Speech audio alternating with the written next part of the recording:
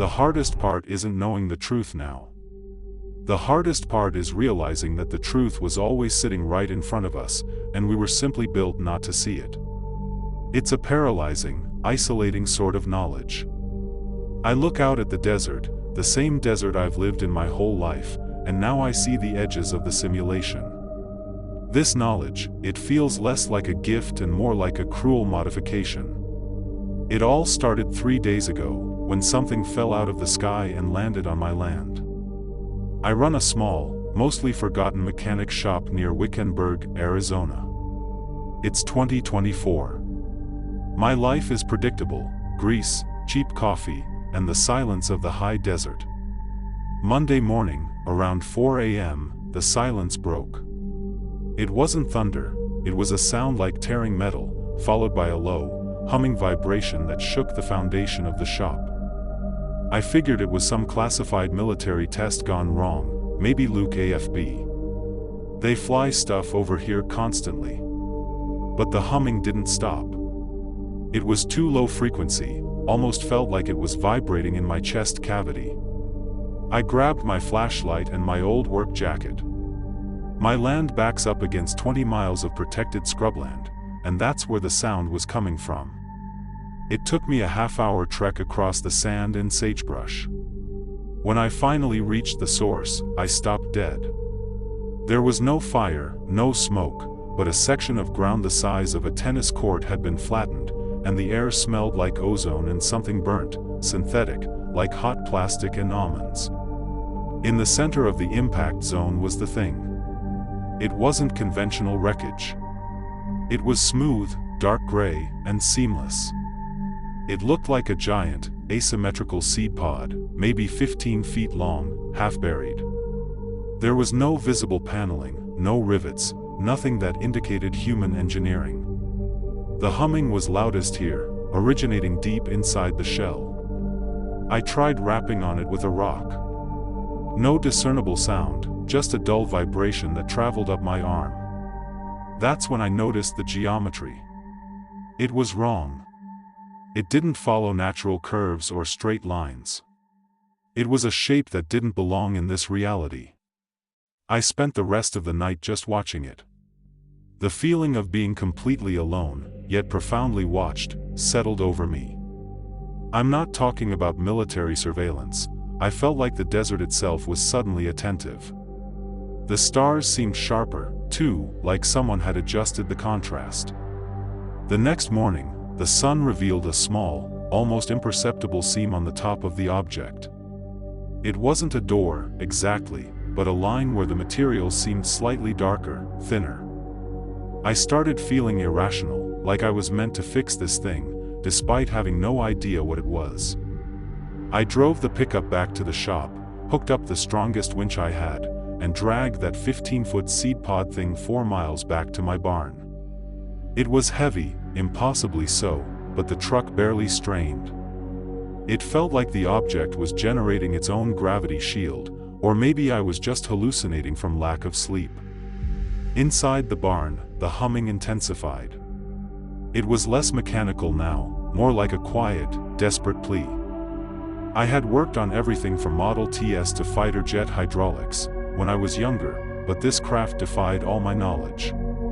I needed access, and that seam was the only vulnerability. It took 2 hours with the torch, not cutting the material, but coaxing it. I realized it wasn't designed to be cut, it was designed to be persuaded dash. When the seam finally opened, it didn't hiss or grind. It unzipped silently, folding back a section of the shell like the petal of a dark flower. Inside, nestled in what looked like clear, solidified amber, was the occupant. This was the moment everything snapped into sharp, terrible focus. It wasn't a creature, it was a figure, tall and unervingly slender, bathed in the faint silver light of its own internal systems. The visitor. It was completely inert. Its obsidian skin absorbed all the light I shone on it, except for the intricate silver lines that ran from its 4-fingered hands up its body. Those lines pulsed, but irregularly, like a damaged battery trying to sustain a circuit. It was clearly malfunctioning. I didn't panic. Panic wasn't appropriate. The entire experience felt slow and inevitable. The humming stopped the moment the shell opened, replaced by a quiet, high-pitched ringing that only I could hear. I knew, somehow, that this being wasn't an enemy. It was just broken. The amber substance dissolved into vapor the moment I touched it. The being became heavy, surprisingly warm, and I had to use all my strength to carefully pull it out and lay it gently on a clean tarp I'd spread on the concrete floor. It was heavier than any human of that size should be. I realized the craft was nothing more than an elaborate life support system. The true machine was the being itself. I felt a surge of professional curiosity, a mechanic's instinct. I needed to know what part was failing. I needed to see the wires, the connections, the source of the erratic pulsing lights. Then, one of the silver lines, near its chest, intensified. It didn't flash, it projected. For a millisecond, I wasn't in my dusty barn, I was looking at a perfect, rotating model of the Andromeda Galaxy. The projection vanished, leaving me dizzy and confused. That was the communication. It wasn't language, it was pure information. It was showing me a malfunction. It was showing me where the wire was broken. I needed to complete the circuit. But the circuit wasn't physical, it was energetic, metaphysical, running through my own body. I sat cross-legged next to it, taking a deep breath, and placed my calloused hand directly over the spot where the silver line broke. It wasn't electricity that flowed, but pressure. Raw, heavy, cosmic pressure. My head felt like it was expanding, and the ringing in my ears escalated. The download began. It wasn't data streaming, it was reality streaming. I saw moments of human history not as we wrote them, but as they actually happened. I saw where we came from, why we were constructed this way, and the true purpose of every institution we ever built. We are a modification, a highly advanced agricultural project. I saw Jesus. I saw Buddha. I saw every prophet and every major philosopher. They weren't divinely inspired, they were maintenance checks. Highly placed operatives designed to recalibrate the human consciousness when the instability got too great. And the religions? They are instruction manuals for farming us efficiently. It lasted maybe 10 seconds, but it felt like 10,000 years. When the pressure eased, the silver lines on the visitor's body were all illuminated, pulsing in perfect, synchronized rhythm. Its eyes, the large black orbs, blinked open. They weren't reflective, they were absorbent, like two voids watching me. It didn't speak.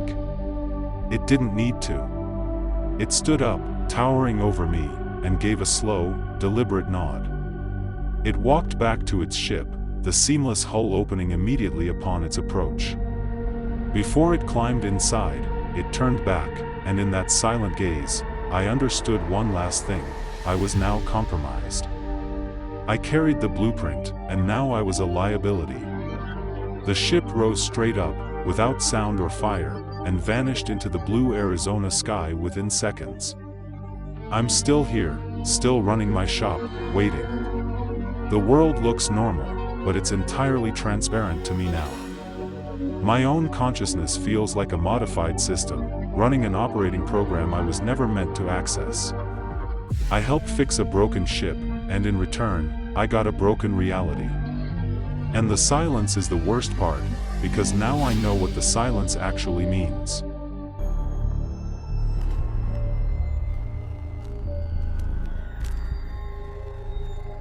This is happening right now. The pressure in my skull feels like my brain is trying to liquefy itself and seep out through my sinuses. It's not painful like a migraine, it's painful because the knowledge is too much, too big.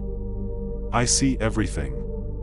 I see the beginning and the end, simultaneously, and I am desperately trying to hold on to the simple, stupid fact that my name is Marcus. I fixed something that wasn't meant to be fixed, and now, it's paying me back with a truth that will shatter me. It all started 3 days ago, which now feels like 300 years. I run a small, independent mechanic shop out here in the middle of nowhere, Montana. Life is simple: oil changes, rust repair, and listening to the weather report. I'm a hands-on guy. If it's broken, I can fix it, provided it uses bolts and wires, not whatever this thing uses.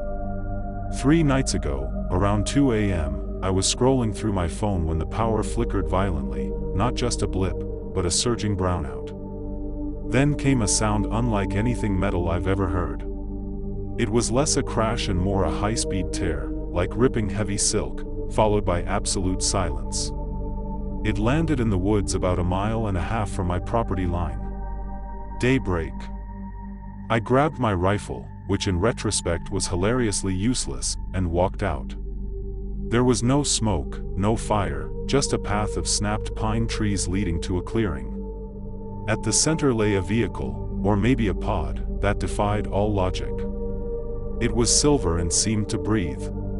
It looked less manufactured and more grown. The pod had split open, almost dissolving along a seam. Inside, suspended in a chamber that looked like solidified smoke, was the Traveler. It was inert, like a statue carved from moonlight and shadow, its emerald visor dark. It wasn't bleeding, it was leaking light, a faint, iridescent oil spreading across the floor of the pod. The entire ship was humming, a vibrating, guttural drone that felt wrong, like a massive engine running without oil. I'm a mechanic. That sound, to me, is an alarm bell. Something vital was failing. I realized I didn't see a monster, I saw a piece of complex, broken machinery that was suffocating. I traced the vibration back to a control surface. There was a circuit, unlike any circuit board on Earth. It was grown from a clear, gold-flecked crystal, and it was cracked.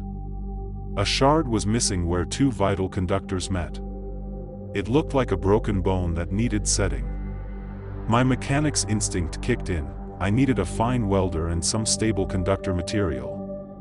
I drove the ATV back to the shop, heart pounding, and grabbed my smallest micro welder and a spool of high-purity copper wire, the best conductor I had. As I approached the pod again, the Traveler shifted, maybe an inch. It was subtle, but I knew it was aware of me, observing my actions with its dark visor. Working on the interface was like trying to solder a snowflake. Everything was fluid and responsive, almost resisting the copper. I realized that the ship wasn't metal, it was a complex lattice of superconducting proteins. I was trying to patch a living system with a rigid, dead material. I had to force the connection. Finally, the copper held. I connected the 2 points, creating a bridge across the fracture. The second I pulled the welder away, a pulse of energy shot through the wire. It felt like sticking my finger into a static generator, making every hair on my arm stand up. The terrible, grating humming stopped instantly. The air suddenly smelled clean and sharp, like fresh rain mixed with ozone. I felt an incredible shift in the environment, like a switch had been thrown, changing the magnetic alignment of the entire forest. I realized my simple repair had rebooted the entire vessel. Then the Traveler awakened. Its emerald visor flared to life, not as a light source, but as a window into an incomprehensible depth. When it moved with a liquid, graceful efficiency, like physics was merely a suggestion for it. It turned its head directly toward me, and I felt a pressure behind my eyes. No sound. But the pressure increased, and suddenly, a thought, not mine, was placed perfectly, immediately, inside my head.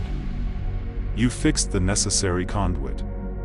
Gratitude is irrelevant, but acknowledgement is due. It wasn't a voice, it was pure, geometric understanding. The Traveler extended one delicate hand toward me. I didn't reach out, I was compelled. When our fingers touched, flesh and cold, plated mica, it wasn't electricity that flowed, but information. It projected an image onto the interior wall of the pod, a vast, swirling nebula, a cradle of stars. That was the gateway. The knowledge wasn't given as a gift, it was transferred as a massive, compulsory data stream. I saw moments of human history condensed into milliseconds. I saw the true nature of creation, and it wasn't a deity with a beard, but a fundamental equation, constantly iterating, constantly perfecting. The traveler didn't speak of God, it spoke of the source.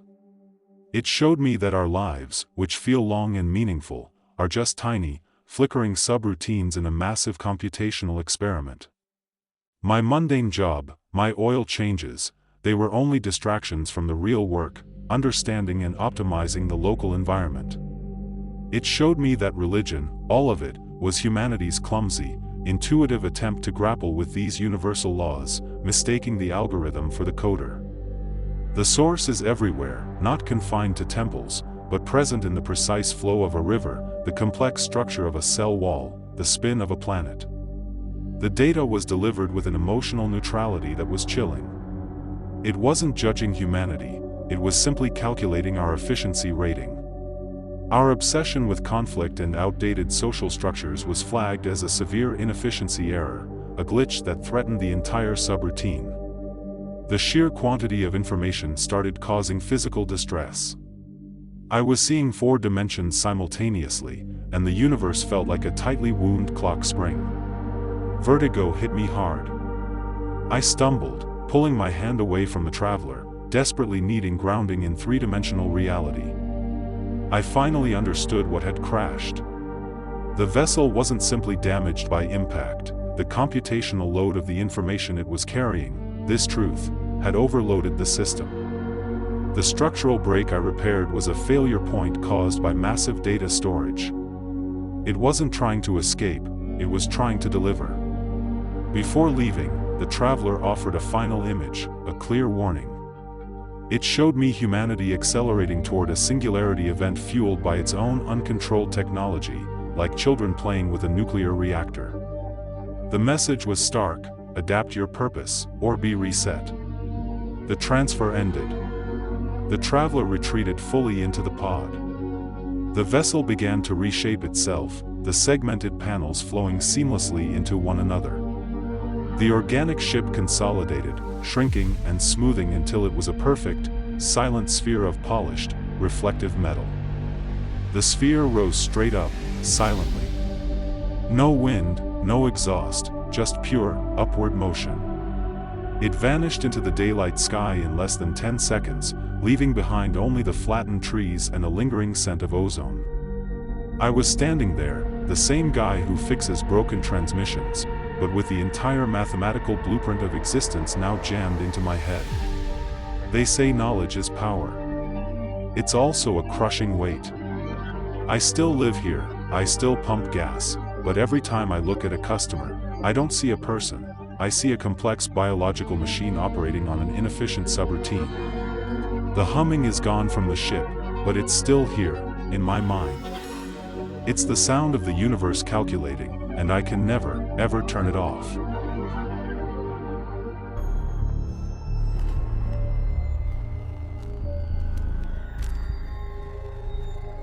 The feeling wasn't exactly comprehension, not at first.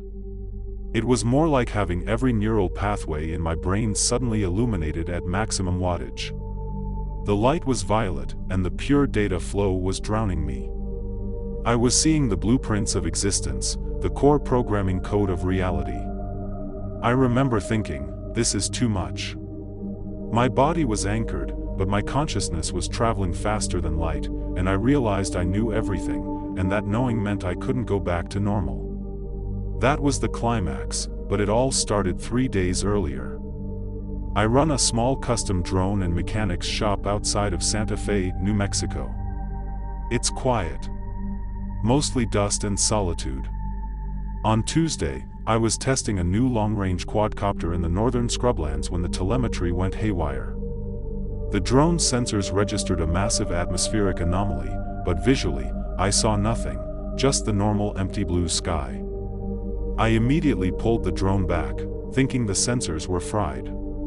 Later that night, the local sheriff's scanner mentioned a small, localized fire 30 miles north.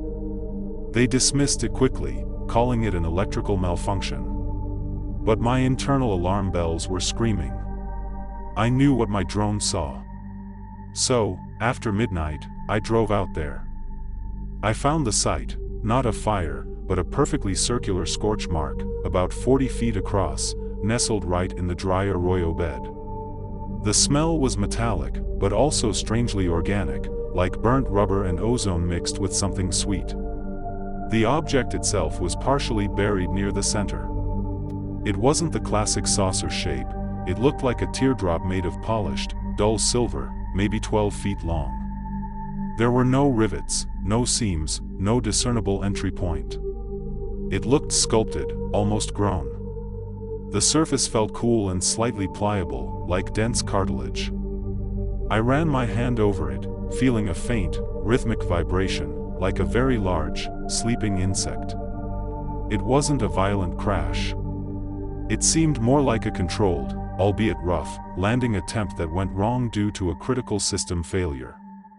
My mechanic's instinct kicked in. This thing wasn't wrecked, it was just critically disabled. I spent an hour digging around it, clearing the earth. Then I rigged up my truck's heavy-duty winch, taking extreme care not to scratch the hull. I knew, somehow, that this was something I needed to fix, not report. I got it back to my shop just before dawn. That's when I saw the inhabitant. It was lying partially inside a small opening that had seemingly materialized along the hull during the extraction. It was tall and unnervingly slender, perfectly motionless. It looked like a complicated, dark sculpture. Its limbs were segmented, and the violet light of its eyes was dimmed, flickering weakly, like a dying battery warning. I checked it. No breath, no heartbeat, just that low, systemic hum emanating from the crystalline joints. It was operating on life support, minimal energy. I closed the shop doors and locked everything down. I realized I wasn't dealing with a typical machine, I was dealing with integrated biotechnology, something organic and engineered at the same time. This wasn't fixing an engine, this was patching up a very complex, sleeping animal. For the next 12 hours, I monitored the ship and the creature, naming it, the Mechanist, in my head. I ran electromagnetic scans. The hull's primary failure point was localized to a single area near what looked like the ship's control spine, a spiderweb fracture in the otherwise seamless material. It was a power conduit issue. The ship wasn't out of power, it couldn't accept the ambient energy around it. It was like having a specialty plug with no compatible outlet. My diagnostic software was useless. It could tell me the current frequency of energy leakage, but it couldn't name the required input. The ship communicated its needs through subtle shifts in the hull's resonant humming. I realized I was learning a new language, a language of vibration and subtle electromagnetic fields. It required total silence and focus. I had to quiet my mind just to listen to the ship's electrical pulse. The ship needed an immediate jump start, something to bridge the power gap until it could repair its own intake system. I looked at the most powerful thing I had, a specialty lithium-ion battery array I built for my heavy-lift drone projects, capable of regulated high-frequency output. It was a shot in the dark, but it was the only thing I had that resembled the ship's demanding requirements. I flipped the switch. There was no explosion, no sparks, just a smooth, instantaneous surge. The ship's hum deepened, becoming a steady, resonant chord that filled the shop. The violet light in the hull fractured area stabilized. The Mechanist stirred. It sat up slowly, fluidly, like a complex clock mechanism winding itself back to life after years of dormancy. Mid-story hook, the Mechanist moved, stepping silently onto the concrete floor. It was taller than I thought. It raised one segmented arm, and the violet light from its eyes intensified, fixing directly on me. I didn't feel aggression, but an overwhelming, silent pressure in my skull. Suddenly, the entire ceiling of the shop vanished from my perception, replaced by a dizzying field of white stars and geometric patterns I couldn't process. It was pure, unadulterated information being beamed directly into my consciousness. The pressure eased. The Mechanist walked back to the ship and touched the fractured hull. Where its digits made contact, the silver material instantly dissolved, not corroded, but instantly vaporized, revealing the inner workings. It looked like a nest of incredibly fine, fiber-optic threads mixed with glowing, liquid metal. It was the biological nerve center of the craft. It needed a physical component, not just energy. The Mechanist wasn't communicating with words, it used projection. It moved its three-fingered hand, and the solid concrete wall of my shop began displaying holographic images, a perfect 3D schematic of the ship, rotating slowly. Then, one specific crystalline component flashed brightly.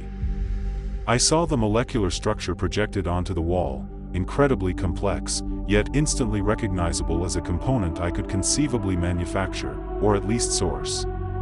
I tried to take a photo. I pulled out my phone, but as soon as I aimed the camera, the screen flashed white and died. The energy field was too strong, too specific. I realized I was expected to remember the design, to trust my own memory. The component required extremely high-purity gallium, a specialized, rare earth metal typically only used in high-end satellite construction and very specific laser optics. It wasn't something you bought at Home Depot. Before I left, the Mechanist turned toward me again. This time, the silent communication was clearer, more focused, almost a plea. I didn't just see the component, I saw the reason for its mission, or at least a glimpse. I saw a massive, silent void filled with countless points of light that weren't stars, but libraries of knowledge. The scope of their civilization was instantly, incomprehensibly vast. It felt like my mind was being stretched to the point of breaking. I drove straight to Albuquerque. I knew exactly where the only specialty electronics supply house was located, 2 hours away. The entire drive was a blur of paranoia. Every car that passed me felt like a government surveillance vehicle. Every shadow felt like an agent waiting. I kept picturing the blueprints in my head, focusing entirely on the purity level needed, 99's gallium. It cost more than my truck, but I didn't hesitate.